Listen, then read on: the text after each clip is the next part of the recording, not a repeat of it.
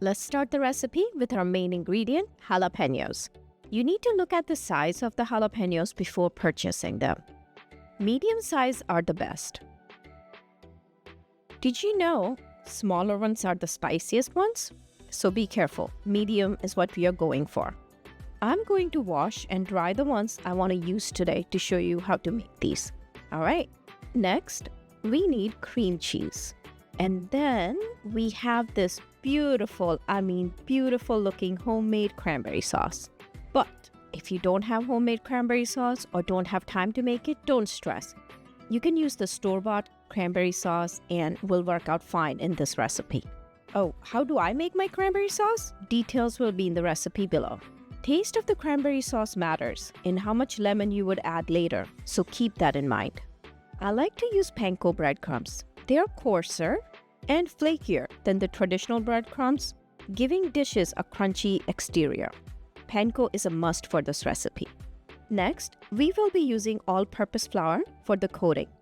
I tried the egg wash, but I preferred the Indian way, and it works out great. So we will use water to make the batter. Red pepper flakes if you want. This is a Thanksgiving recipe, so I like to add pecans for a little crunch. But if you're serving it to guests and you don't know about their allergies, then skip it. You don't want to trigger an allergic reaction. Not a fun way to have a Thanksgiving party. Next, let's look at the cream cheese. I like the fact that it comes with a measurement guide, how many ounces you're using. I will use about 2 ounces for our 2 jalapenos. I know it seems a lot, but cream cheese is our filling. No other cheeses being used today. I might as well show you how I store it. Take out what you need, close the top up, folding it in properly, and then place it in a Ziploc bag. Take all the air out before sealing the bag. Then you can put it back in the original cream cheese box. You can use a rubber band to seal it even further if you like. I use the Ziploc bag to make sure no other food smell in the fridge gets into my cream cheese. And why use the original box? It's important to have the original box for the expiration date. I took what I needed and now it's going to go back in the fridge right away before I continue with the rest of the recipe in this video. I'm using an oversized bowl here so it's easier to mix. We have our cream cheese. Next, sprinkle in the pecans, only if you know nobody's allergic to nuts, and then red pepper flakes. Next comes our cranberry sauce. How much will depend on the sauce you're using, so just add a little to begin with. Add salt, and then we will add lemon juice later if we need it based on your cranberry sauce. So go ahead and mix it well. Pressing down on the cranberries, this way it gets mixed well. Once it's well mixed, taste it. You need to see if you need more cranberry sauce or you need to add lemon for the tartness or a little more salt. Because everybody's cranberry sauce will differ, it's hard to tell what you need. So taste it and see how you like it. I do like tartness from lemon, so definitely I suggest you add a little. I'm going to add a little more salt to it because remember, this is going inside our jalapeno. It needs to be a little salty. Some pecans for more crunch and mix it well. Once the mixture is to your liking, then we can add it to a small sandwich bag so we can pipe the mixture into the jalapeno. You don't have to do this step. You can definitely just use a small spoon to fill the jalapenos with the cream cheese mixture, but I do find it's easier this way.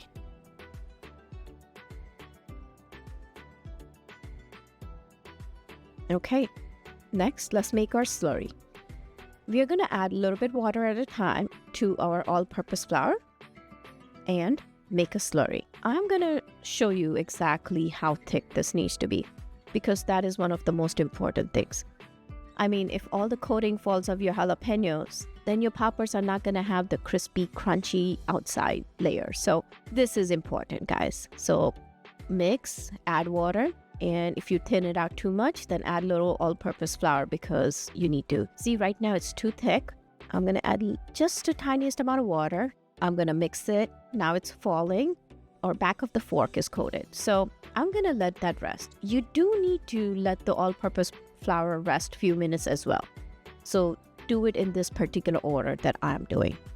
Now I'm going to take our jalapeno, make a cut, and then cut the inside membrane and take the seeds out using our knife and then a little spoon. So just be very careful. You're trying to gently open it and make small cuts with your knife, but make sure it's not going through to the other side. And try to keep the top part of the jalapeno intact into the stem, because the stem looks so cute for the presentation and it will keep the filling inside too. So scoop it all out. Or, I mean, if you really want it spicy, then leave the seeds in, but it does get spicy, by the way. So up to you. I'm going to clean this one and show you how I'm doing it. By the way, you can use gloves when you're doing this so you don't burn yourself later by touching your eyes or something like that. So, all right. I went ahead and did both of the jalapenos, and now we are going to pipe our mixture, our cream cheese and cranberry and pecan mixture into it. Start from the top and go to the bottom, or vice versa, but I think top to bottom is the easier one. Really want this filled properly, so open it gently and then try to squeeze in more of that mixture in it. It does use about 1 ounce of it in here.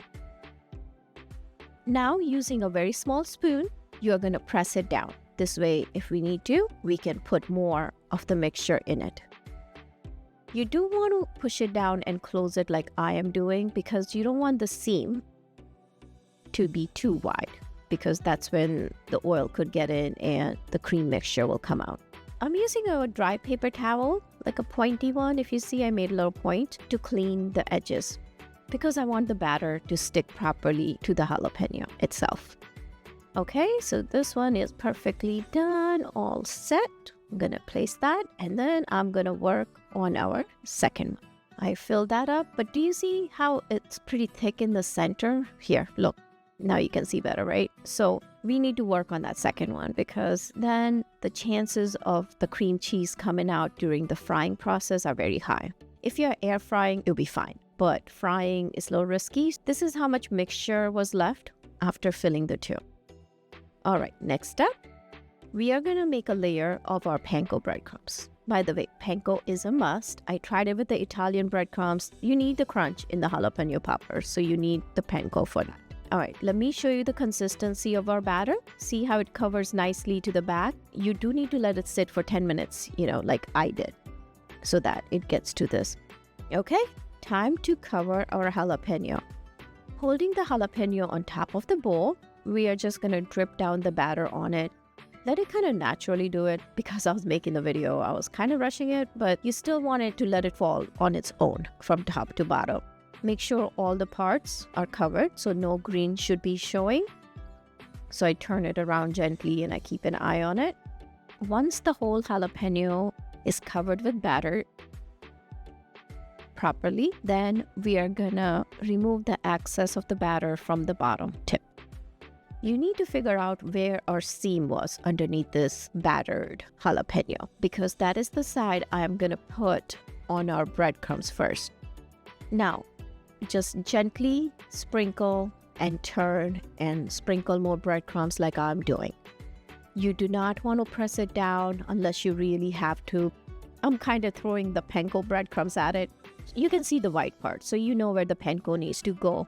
If there's some spots that you really need to, then gently tap on it. If there is a part which missed the batter, right? So if you see a green spot through our coating, then you just take a small amount. So we're going to dab our finger into the batter and then dab that on the jalapeno, just a very thin layer, because you want an even layer, right? And then put the panko breadcrumbs on it. So one of the biggest mistakes I do is I rush. I make this and I'm like, okay, I'm ready to eat. Let me enjoy it. You can't do that.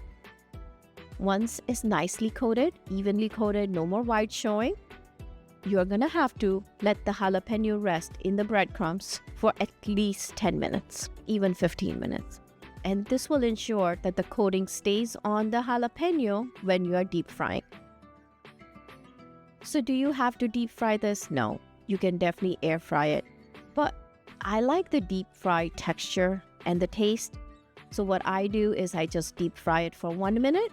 And then when I'm ready to enjoy it or ready to serve to my guests, that's when I put it in the air fryer to reheat it. So I still have the crispy outside texture from the deep frying, and then the air fryer just heats everything through and also kind of cooks jalapeno a little more. Because with the deep frying, I want the color, so I do it on a higher heat. So the jalapeno, the skin may not cook all the way. So the cream cheese inside does heat up though.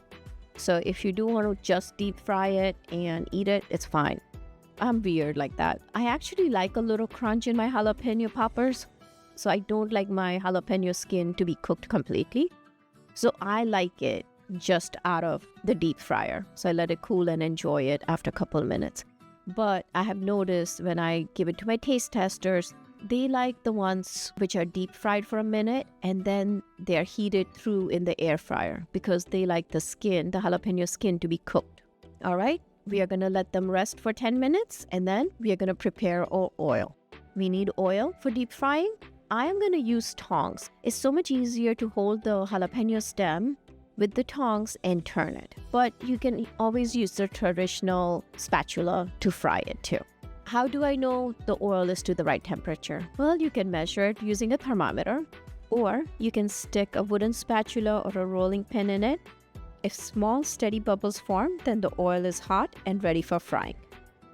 So I'm gonna put our jalapenos in there just gently from one side. You have to be careful so you don't splash it on yourself. So it doesn't take long to deep fry them, right? So don't burn them, constantly turn them.